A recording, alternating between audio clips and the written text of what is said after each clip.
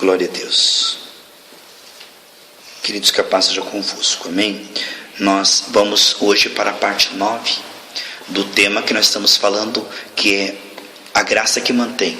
Nós temos falado, queridos, e como é bom nós meditarmos nisso, é a importância de nós crermos que Deus está no comando da nossa consagração, assim como Jesus estava na cruz no comando da nossa salvação. Ali Ele estava sobre os seus ombros, levando todos os nossos pecados e condenação e culpa, para nos dar o seu Espírito. E agora o Espírito que está em nós, ele é competente para nos manter avivados, animados, crescendo, dando fruto. Então, quando nós pensamos assim, quem está no controle do meu ânimo? Deus. A gente fica sem medo. E se eu desanimar lá na frente? E se eu esfriar? E se eu desviar? E se eu for para uma cidade que não tem igreja lá? Entendeu? A gente começa a pensar de uma maneira que nós estamos no comando, e pelo esforço e pelo controle e boa vontade, nós vamos ter que manter agora essa salvação. Não. O Deus que nos salvou nos mantém. O Deus que nos salvou nos manterá animados. É claro que entra o livre-arbítrio, mas nós cremos que até mesmo aí Deus pode colocar o querer efetuar. Até mesmo aí Deus pode nos manter avivados. Diz que nos últimos dias os maus irão de mal a pior. Os ímpios irão piorando.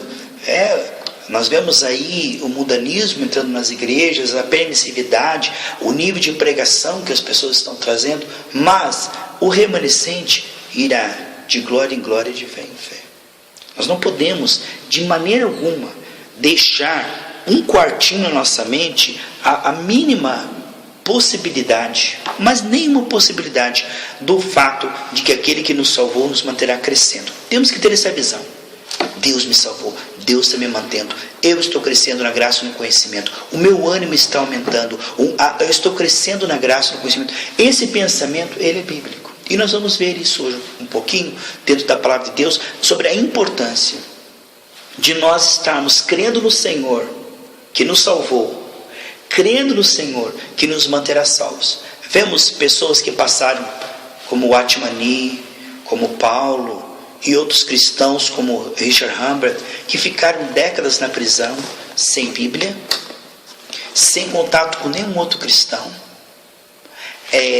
ali sendo torturados e perseguidos e forçados a negar o nome do Senhor ou ser cortado a sua cabeça, num ambiente hostil, mundano, carnal, né? Como a Madame Guyon, vocês já leram os livros dela, que coisa mais maravilhosa, que foram presos e perseguidos, e Madame Guyon escreveu assim, que naquela prisão, naquela cela escura e cinza, ela sentia como se estivesse no céu, porque o Senhor estava ali a confortando e a consolando, e dizendo que estava com ela de uma maneira tão consoladora que ela não conheceria se ela não estivesse passando por aquela situação. Então Deus, ele é tão competente para, no abismo que você estiver, na escuridão em que você estiver, naquele momento que você estiver passando, em que Ele te manterá animado, avivado. Eles poderiam morrer na fé naquela prisão, longe da comunidade, longe da Bíblia, eram proibidos, né? Agora imagine você, queridos, só se Deus coloca você na situação dessa, porque nós não nos colocaríamos, porque a Bíblia manda nós não deixarmos de congregar, né? Imagine você num lugar, né, hostil, mundano, sem igreja, com os ímpios, a tentação, a sensualidade, a sua carne, nenhum irmão evangélico, e você ser mantido avivado. Um exemplo disso, José no Egito. Um exemplo disso, Daniel na Babilônia. Um exemplo disso, quando Deus começou com Abraão, sabe quantos crentes havia na cidade? Só ele. Ele era o único. Ia começar nele, o avivamento iria começar, os crentes iriam começar, mas a partir dele só tinha ele. Então você pode ver como Deus, ele é competente para manter Josué e Caleb no meio de 1 milhão, dizendo não dá, não dá, não dá, e Josué e Caleb mantiveram uma fé e entraram na terra prometida e continuaram acreditando por 40 anos. Como pode? Como pode Noé pregar 120 anos e ninguém se converter, e ele não duvidar que ele é verdadeiro profeta, continuar crendo que Deus falou com ele, construindo a arca e crendo na mensagem? Como pode Jeremias ser perseguido, ter um monte de profetas falando o contrário, querendo matá-lo, chamando ele de assustador, de falso profeta, querendo apedrejá-lo, e ele ali só tinha Deus dizendo: não, eu sou contigo, fala. E ele falava e o povo perseguia, como aconteceu com Isaías, como aconteceu com Ezequiel, né? Como aconteceu, amados? Nós vemos com Elias contra 400 profetas de Baal e 450 de Aserá. Era uma congregação bem grande, Júnior. Imagine você sendo a congregação de Deus, Júnior, congregação de Aserá, poste ídolo, de Jezabel lá, de Baal, 850 pastores de um lado dizendo uma coisa, 850, e só você dizendo: não, Jeová é Deus. E ele foi mantido quando toda a fome estava acontecendo. Ele foi mantido, né, por Deus. Nós vemos então que essa minoria, esse remanescente, a Bíblia escreve: não vá com a maioria, não vá com o fluxo do mundanismo, com aquilo que está na moda. Se um livro estiver vendendo muito, não compre ele.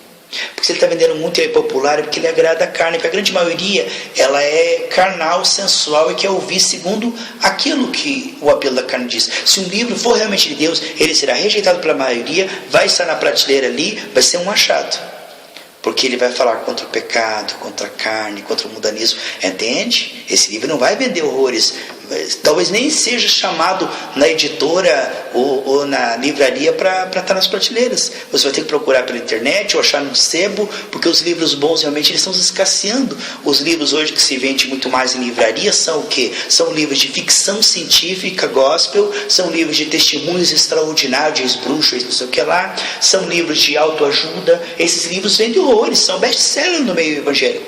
Você quer ver um pregador que tiver muita fama no meio da mídia? Cuidado, porque se ele for um verdadeiro profeta, a Bíblia diz que ele será rejeitado pela maioria e perseguido. Se ele é aclamado e todo mundo vai após ele, então você, cuidado ao ouvi-lo. Então, sempre foi e sempre será assim. O Evangelho ele é poderoso, mas ele nunca foi e nunca será popular, né? Salmo 125. Leia para nós, pastor Geraldo, Salmo 125, do 1 ao 5, por gentileza.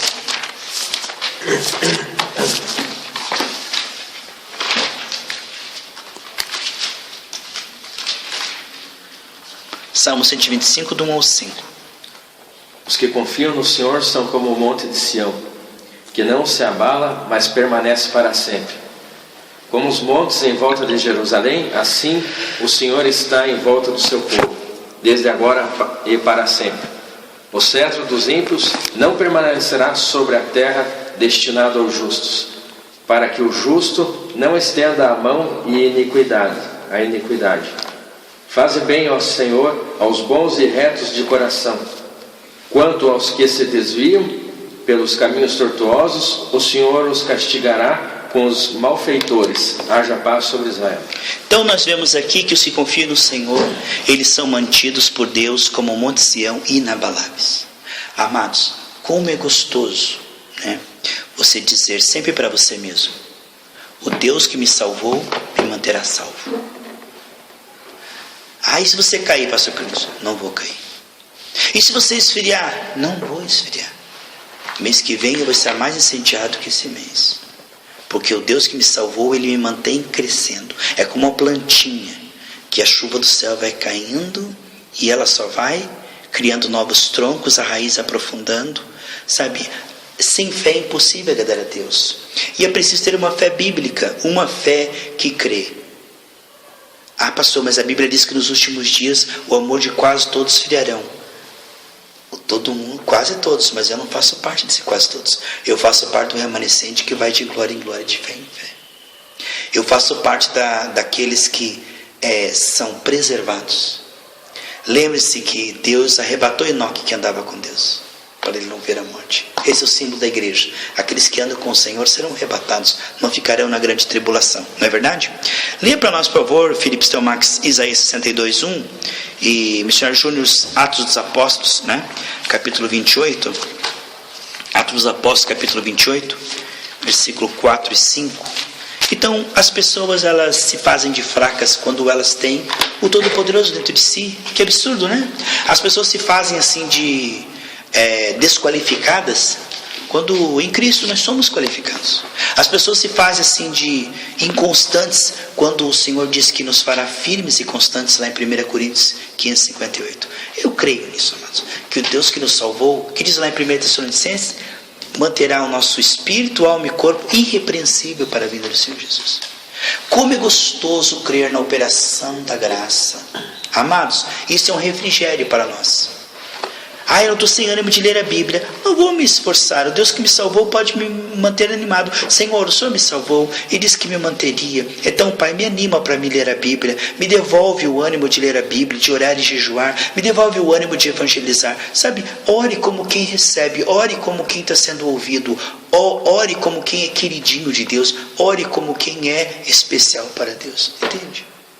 Nunca creia no fracasso do projeto de Deus. Nunca creia que Deus está perdendo o seu poder ou que Ele não tem capacidade de avivar. Ele está sempre soprando e avivando a sua noiva, sabe? Quando o Abraão desmotivou ali, depois de muitos anos esperando filho, e falou, acho que meu servo Eliezer que vai ser meu herdeiro. Aí Deus falou, olhe para cima, né? Tira os seus olhos de circunstâncias, olhe para o alto, olhe para mim. Olhe as estrelas, assim serão seus filhos. E diz que Abraão creu. Então Deus tirou os olhos de Abraão daquela situação temporária e disse, ei, olhe para mim, olhe para as coisas do alto, olhe para as estrelas, eu vou te dar muitos filhos. E reanimou o seu guerreiro, injetou ânimo, fé novamente, e Deus fará isso novamente e novamente. Deus nos manterá. É tão gostoso crer que em Efésios 2:6 que nós já estamos assentados nas regiões celestiais, de que nós estamos já passamos da morte para a vida. Lá em João 5:24 diz que aquele que crê em Cristo não verá a morte. Nós não morreremos, apenas deixaremos o nosso corpo, né? Mas já passamos da morte para a vida. Isso é tão gostoso, amados, perceber que a vida eterna não é um lugar, é um estado de espírito. A vida eterna já está acontecendo. É a presença do Senhor dentro de nós. Nós já estamos na vida eterna. Nós estamos experimentando os poderes dos séculos vindouros. Que diz lá então, Isaías 62:1? Eu amo Sião e por isso não me calarei, não descansarei até que a sua vitória brilhe como o sol e a sua salvação brilhe como uma tocha acesa. É bonito ver alguém motivado, não é verdade, amados? Sabe que a pessoa motivada, ela motiva mais do que 1000 pregações de motivação. Irmãos, vamos evangelizar. Não adianta. Uma pessoa motivada, ela motiva, porque ela está motivada. É como uma pessoa incendiada, ela incendeia, porque ela está incendiada. E aqui nós vemos em Isaías 62:1, ele dizendo, olha, a cidade está um caos, o país está imerso na idolatria, na carnalidade do mundanismo, e eu não vou calar, eu vou orar, eu vou buscar, até que essa cidade seja uma cidade gloriosa diante dos olhos de Deus. Há uma tarefa, há um processo, há muita coisa que está errada, há muita coisa que poderia fazer eu parar, desanimar, né? Como disse o pastor Geraldo, há muitos entulhos para desmotivar os construtores, há muita coisa acontecendo, tentando nos desanimar, nos abater, mas sabe uma coisa? Eu vou orar, eu não vou me calar, eu vou buscar, eu estou motivado, Deus está comigo. Lembre-se quando Elias, Deus falou com ele que ia mandar chuva, e ele estava tão motivado que ele orou uma vez, não aconteceu nada, ele orou 2 vezes, não aconteceu nada, ele orou 3 vezes, não aconteceu nada, ele orou 4 vezes, não aconteceu nada, ele orou 5 vezes, sabe, ele falou, vou orar, e ele orou na 7ª vez, aconteceu. Então a pessoa motivada, ela não aceita o fracasso com palavra final. Ela ora uma vez, não acontece nada, ela continua. Aí ela ora outra vez, não acontece nada. Aí ela vai no culto na frente, ela recebe um São Paulo, não acontece nada. Ela vai no culto, ela vai, enquanto isso não acontecer, porque isso infalivelmente vai acontecer, eu não aceito nada menos do que Deus me falou. Entende?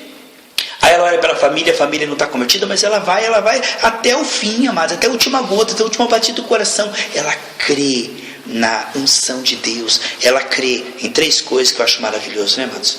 Sou cheio do Espírito Santo, sou saudável e sou próspero. 3 João, versículo 2. A salvação, ela nos salva não só do inferno, ela nos salva de tudo aquilo que tira a paz. Ela nos salva das dívidas, a salvação de Cristo inclui o nosso corpo, ela salva-nos da doença, ela nos salva do mau humor, ela nos salva da carnalidade, ela nos salva das tentações, ela nos salva da fraqueza, ela nos salva de tudo, amados. A salvação de Jesus é toda inclusiva. E ela diz que salva a nossa família também. Atos 16, 31, está incluído nisso. Então, nós precisamos dizer assim, se Deus falou que está incluído, eu não estou vendo isso, e o tempo está passando, está incluído. Se todo homem mentiroso e Deus verdadeiro. O tempo está passando, eu estou vendo. Não, mas nós temos que ser inflexíveis. Nós temos que ser aquela pessoa que tem um foco, um alvo, e o olho assim, e acabou.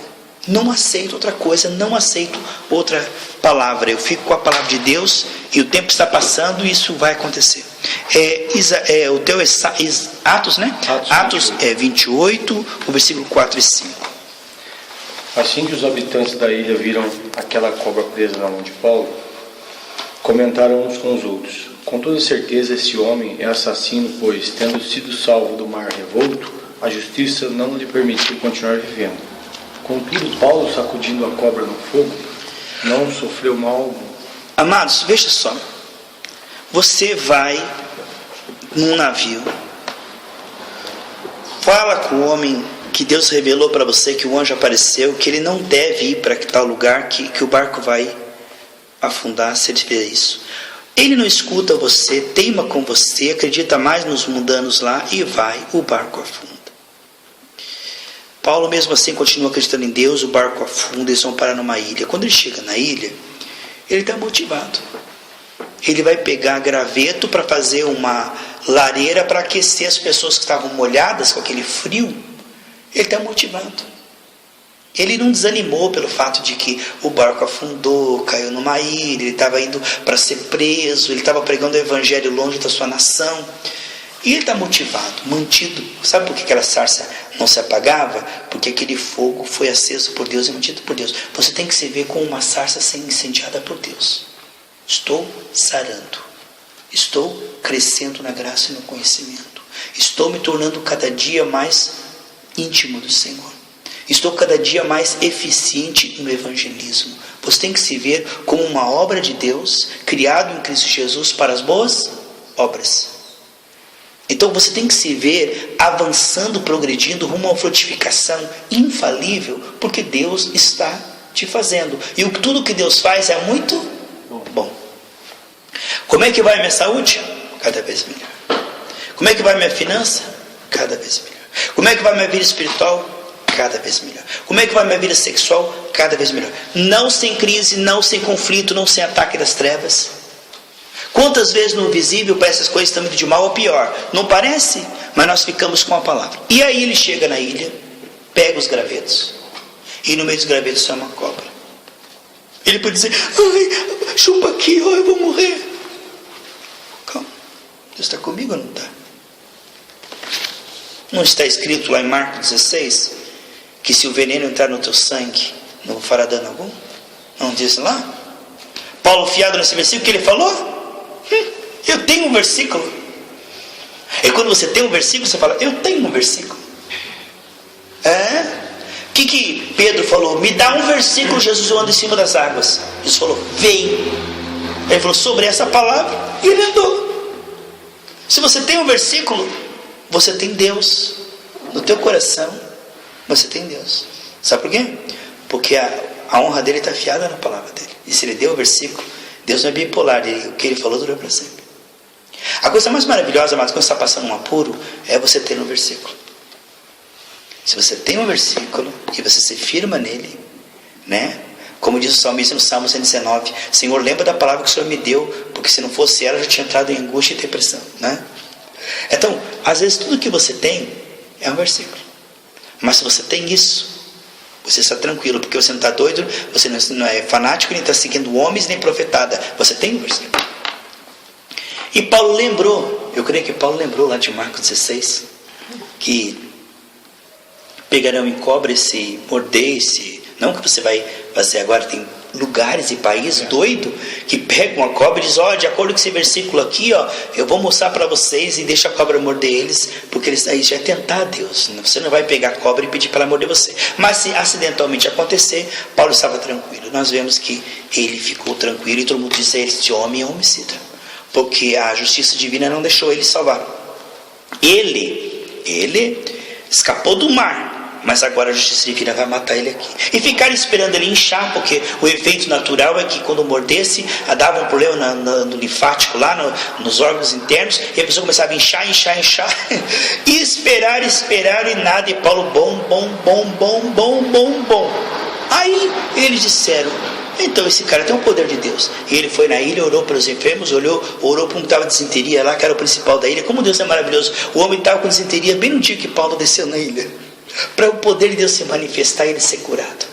E ele foi curado, o Públio lá foi curado, e eles despediram ele da ilha lá, cheio de tesouros, com pompas e bom tratamento. Então ele entrou na ilha lá, com a mão na frente e outra atrás, saiu honrado, o nome de Cristo foi glorificado, através daquela mordidura, que aparentemente seria a morte para ele, foi uma evidência do poder de Deus, porque muitas vezes nós somos entregues à morte para que a vida se manifeste. Ou seja, aquela mordida de cobra, se Paulo não tivesse Jesus, seria um mau testemunho. Mas como Paulo tinha Jesus, aquilo ali foi uma oportunidade para isso mostrar o poder de cura na vida de Paulo. Então nós ficamos enfermos para Deus nos curar, e nós vemos o poder de Deus na cura divina. Não que Deus quer que nós ficamos enfermos, mas às vezes nós passamos por enfermidade, não passamos? Nós não passamos por problema financeiro e Deus resolve? Nós não perdemos o carro, Deus não dá um carro melhor? Então acontecem essas coisas assim que nós não entendemos, mas em tudo isso o poder de Deus se aperfeiçoa na nossa fraqueza, né? Que Deus te abençoe em nome de Jesus. Guarda essa palavra, o poder de Deus para te manter, amados. Deus manteve Paulo no navio, na ilha, e depois da ilha, diante do tribunal lá, ele não foi preso, e ainda pegou uma casa alugada lá e continuou pregando o evangelho com toda a liberdade.